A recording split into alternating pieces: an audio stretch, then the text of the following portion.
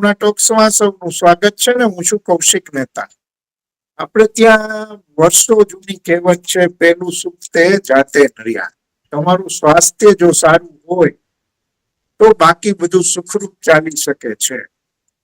પણ આજે સૌથી ગંભીર સમસ્યા સ્વાસ્થ્યને લગતી બનતી જાય છે. ભારતમાં ડાયાબિટીસના અને હૃદય રોગના કેસીસનું પ્રમાણ વધી રહ્યું છે, કેન્સરના રોગોનું પ્રમાણ વધી રહ્યું છે અને બીપી અને ડાયાબિટીસ બહુ સામાન્ય, દરેક ઘરમાં એક કે બે દર્દી હોય એવું આખે ચિત્ર આપણે જોઈ રહ્યા છીએ. આ સ્થિતિમાં મિશન પીડા મુક્ત ગુજરાત એક એવું અભિયાન શરૂ કરાયું છે અને એમાં સુજોગ થેરેપીની કઈ ભૂમિકા હોઈ શકે છે એ બહુ મહત્વનું છે. કે જામનગરમાં આપણે આજે વૈકલ્પિક થેરાપીનું આખું બહુ મોટું આંતરરાષ્ટ્રીય કેન્દ્ર શરૂ થયું છે અને એમાં આવી ઘણી બધી પથ્થીઓની ચર્ચા છે અને આ લગભગ બધી પથ્થીઓને માન્યતા પણ મળી છે. અને સુજોગ થેરાપી એક એવી થેરાપી છે કે જેમાં તમને દવા વગર તમને સ્વાસ્થ્ય સારું કઈ રીતે રહે એ રીતે જીવવા માટેની તક પૂરી પાડે છે. આ વિશે આજે વાત કરવી છે અને વાત કરવા માટે આપણી સાથે હૈદરાબાદથી ડોક્ટર જિજ્ઞેશભાઈ મોકાણી જોડાયા છે, જે સુજોગ માસ્ટર છે. વર્ષોથી આની પ્રેક્ટિસ કરે છે ને હજારો દર્દીઓને એમણે સાજા કરવામાં નિમિત્ત બન્યા છે. મોકાણી સાહેબ, આપનું ખૂબ ખૂબ સ્વાગત છે. નમસ્કાર. નમસ્કાર. જી જી. પહેલા તો એ કહો કે આ પીડા મુક્ત ગુજરાત જે મિશન છે એ શું છે, એની વાત કરો શરૂઆતમાં. જી. હાજી. તો એકચ્યુઅલી 2017ની વાત છે. અમે લોકોએ હૈદરાબાદની અંદર પેઇન ફ્રી ઇન્ડિયાની મુવમેન્ટની શરૂઆત કરી હતી. એકચ્યુઅલી હું જે થેરાપી પ્રેક્ટિસ કરું છું, સુજોગ થેરાપી, એના જે પ્રણેતા છે પ્રોફેસર પાર્ક જેવું, એમના બે મિશન હતા. એક હતું કે સ્માઇલ સિવિલાઇઝેશન, એટલે આખા વિશ્વમાં બધા લોકો એકબીજા સાથે હાર્મનીમાં રહે, એકબીજાની સાથે હળી મળીને રહે અને એક જાતનું નાના મોટા તકલીફો આ બધું આવતું રહેતું હોય, પણ સમાજની અંદર એક સમરસતા હોય, સમાજની અંદર બધા એકબીજા સાથે હળી મળીને રહે, એને સ્માઇલ સિવિલાઇઝેશન કીધું હતું. અને બીજું એમનું ઉદ્દેશ્ય હતો કે દર્દ મુક્ત સોસાયટી, મતલબ પેઇન ફ્રી સોસાયટી.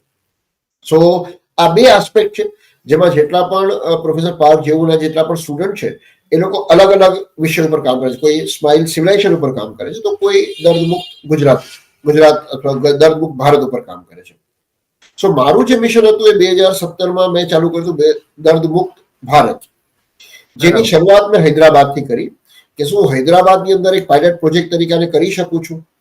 એટલે મેં મારા સ્ટુડન્ટને ભણાવવાના ચાલુ કર્યા, એ લોકોને ટ્રેન કરવાના ચાલુ કર્યા અને પછી એમના દ્વારા આખા હૈદરાબાદની અંદર, અમારું 1 કરોડ જેટલું પોપ્યુલેશન છે હૈદરાબાદનું, તો દરેકે દરેક એરિયામાં શું સુજોગ થેરાપિસ્ટ પહોંચી શકે છે, શું અમે એવી રીતના અપોઇન્ટ કરી શકીએ છીએ કે જે આ મિશનને આગળ લઈ જઈ શકે. એટલે 2017, 2018, 2019 3 વર્ષમાંથી આ બધું થયું.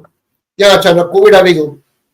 તો 2019માં, એટલે કોવિડની પહેલાની વાત છે, કે અમે લોકોએ 2018માં ગુજરાતમાં, જ્યારે નીતિનભાઈ પટેલ આપણા હેલ્થ મિનિસ્ટર હતા અને એક્સ વિજયભાઈ રૂપાણી આપણા સીએમ હતા, અને ત્યારે ચુડાસમા સાહેબ એમણે એજ્યુકેશન મિનિસ્ટર, તો મેં ત્યાં પ્રપોઝલ આપ્યું હતું પેઇન ફ્રી ગુજરાત માટેનું. તો એમણે મને કીધું કે તું વાઇબ્રન્ટ ગુજરાતની અંદર એન્ટ્રી લઈ લે, એટલે વાઇબ્રન્ટ ગુજરાતમાં જે પ્રોજેક્ટ પાસ થઈ જાય એને પછી ગુજરાતમાં ઇમ્પ્લિમેન્ટ કરવામાં તને સરળતા રહેશે. એટલે એવી રીતના મારી વાઇબ્રન્ટ ગુજરાતની અંદર 2019માં સ્ટ્રેટેજિક પાર્ટનરશિપ થઈ હતી અને જેના દ્વારા અમે લોકો 30,000 છોકરા છોકરીઓને ભણાવવાની વાત હતી. ત્યારે અનએમ્પ્લોયડ યુથની વાત હતી કે જે લોકો અનએમ્પ્લોયડ યુથ હોય અથવા અનએમ્પ્લોયડ વુમન હોય એ લોકોને અમે લોકો એમ્પ્લોયમેન્ટ આપી શકીએ. એટલે બે આસ્પેક્ટ હતા. એક, એ લોકો ટ્રેનિંગ લે, એ ટ્રેનિંગ લઈને પોતે પોતાની જાતને સક્ષમ કરે અને એના દ્વારા સોસાયટીની અંદર એ જે પણ પેનના દર્દીઓ હોય એ દર્દીઓને એ લોકો મટાડી શકે. સો આવી રીતનું આખું અમારું પ્લાનિંગ હતું. 10,000 સ્ટુડન્ટને, છોકરા છોકરીઓને ભણાવવાનું કામ ગુજરાત ગવર્મેન્ટ, સેન્ટ્રલ ગવર્મેન્ટ દ્વારા કરવાની હતી અને 20,000 છોકરા છોકરીઓ સેલ્ફ પેમેન્ટ ઉપર. એટલે આવી રીતનું અમારું એક બેસિક અન્ડરસ્ટેન્ડિંગ આવી હતી. હવે જે દર્દ મુક્ત ગુજરાતની જયારે વાત થાય તો ત્યારે અમે લોકોએ અમારા મગજમાં ત્યારે એવું હતું કે આખા ગુજરાતનું પોપ્યુલેશન 6.5 કરોડ, ત્યારની વાત કરું છું 2019માં, અત્યારે કદાચ થોડુંક વધી ગયું હશે, પણ 6.5 કરોડ ઉપર દર 2 કરોડ 2,000 વ્યક્તિ ઉપર એક સુજોગ થેરાપિસ્ટ હોય એવી રીતનું અમે આખું પ્લાનિંગ કર્યું હતું. અને જેમાં નીતિનભાઈનું એવું કહેવાનું હતું કે તું 3 સેન્ટર મેઇન બનાવ, મતલબ એક રાજકોટ સૌરાષ્ટ્ર માટે, અમદાવાદ સેન્ટ્રલ ગુજરાત, મધ્ય ગુજરાત અને નોર્થ ગુજરાત માટે, અને સુરત દક્ષિણ ગુજરાત માટે. એટલે પછી તારા માટે આ બધું આગળ લઈ જવું ઈઝી પડશે. એ પ્રમાણે અમે લોકો પ્લાનિંગ કર્યું. પૂછવું છે મને કે આ બહુ સરસ મહત્વાકાંક્ષી યોજના છે, આખું અભિયાન બહુ મોટું છે, ઇન્ટરેસ્ટિંગ છે. તો અત્યાર સુધીમાં આ દિશામાં કેટલું આપણે કામ કરી શક્યા છીએ? જી, આનું થોડું બેકગ્રાઉન્ડ આપું તો આ કામ મેં શરૂ કર્યું હતું એકચ્યુઅલી 2006-2007 ની આજુબાજુ. જી, એકચ્યુઅલી ત્યારે હું સુજોગ થેરાપી ફક્ત છોકરાઓને ભણાવતો હતો અને બધાને સેલ્ફ થેરાપિસ્ટ બનાવતો હતો. પણ 2010માં અમારે એક ડેક્કન ક્રોનિકલ કરીને એક ન્યૂઝપેપર છે, આપણે ત્યાં સંદેશ છે, ગુજરાત સમાચાર હા, છે, મને ખ્યાલ છે. એમ હૈદરાબાદમાં ડેક્કન ક્રોનિકલ કરીને ન્યૂઝપેપર હતું. એમાં એક અડધા પેજનું આખું આર્ટિકલ આવ્યું હતું, જેની અંદર દર્દના લીધે 2 લેડીઝોએ આત્મહત્યા કરી, મતલબ અનબેરેબલ પેઇન હતા અને એના લીધે આખું આત્મહત્યા કરીને એ પ્રમાણે આખો એક આર્ટિકલ હતો. સો એઝ અ મેડિકલ ડોક્ટર તમને કંઈ પણ હેલ્થ રિલેટેડ આવે તો you get interested and you try to read. એટલે મેં જ્યારે આર્ટિકલ આખો વાંચ્યો તેમાં ઘણા બધા મને ફેક્ટ્સ ખબર પડ્યા. અને એમાં મને એવું થયું કે ઇન્ડિયાની અંદર જો જોવા જઈએ તો 60% પેશન્ટ, મતલબ એમના ડેટા પ્રમાણે પીડાતા લોકો 100માંથી 22 જણા છે. મતલબ highest percentage in India, highest percentage in the world ઇન્ડિયામાં છે. અને ઇન્ડિયાની અંદર પણ અમારી 2018માં એક મીટિંગ થઈ હતી અમારા લોહાણા મહાપરિષદની અંદર.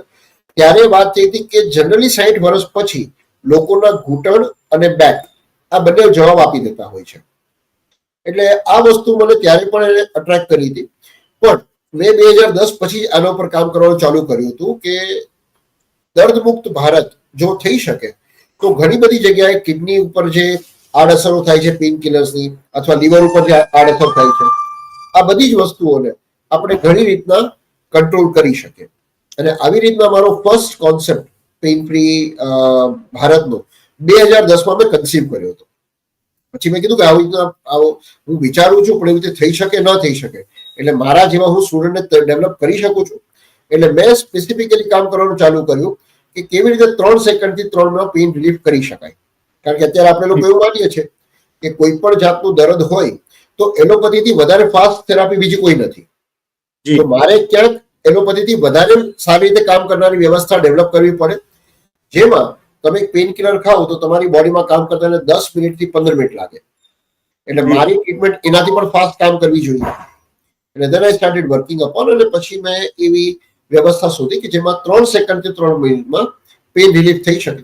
ફોર્ચ્યુનેટલી આજ સુજોગની અંદર ભાગ હતો જ, પણ એને થોડુંક થિયરેટિકલ અને સાયન્ટિફિકલી કેવી રીતે કનેક્ટ કરવું અને કેવી રીતે સ્ટુડન્ટને ભણાવી શકાય એની આખી મેં એક વ્યવસ્થા ઉભી કરી. અને તમે કહી શકો કે 2011 અને 2012માં મેં કરીબ 100 સ્ટુડન્ટને ભણાવ્યા, અને એ લોકો પોતપોતાનું ક્લિનિક ચાલુ કરી શકે અને પેઇન મેનેજમેન્ટ ઉપર પોતાનું ક્લિનિક એસ્ટાબ્લિશ કરી શકે એવી મેં એક એક્સપેરિમેન્ટ કર્યો, જે 2013, 2014 અને 2015 સુધીમાં નેશનલ લેવલ ઉપર એક્સપાન્ડ કરવાની કોશિશ કરી. અને પછી મને થયું કે આ થઈ શકે એમ છે. અને પછી then I decided કે હવે મારે આને વધારે એક્સપાન્શનમાં જઈ અને આખું એક સ્ટેટ એના ઉપર કામ કરી શકે. એટલે એવી રીતના હૈદરાબાદ મારું પોતાનું, તેલંગાણા મારું પોતાનું છે, જે હું કામ કરી રહ્યો છું. પણ કોઈ બીજી જગ્યાએ બહારના સ્ટેટમાં હું કરી શકું એના માટે મારે ચોઈસ કરવાની હતી. હવે હું પોતે ગુજરાતનો છું, એટલે મારો જન્મભૂમિ ગુજરાતની છે, કર્મભૂમિ આજે તેલંગાણાની છે. તો મારી ઈચ્છા એવી હતી કે મારે કોઈ પણ સ્ટેટમાં કરવું હોય તો ગુજરાત કેમ નહીં. અને એવી રીતના મારું ગુજરાતને મેં દર્દમુક્ત ગુજરાતનું મિશન બનાવ્યું.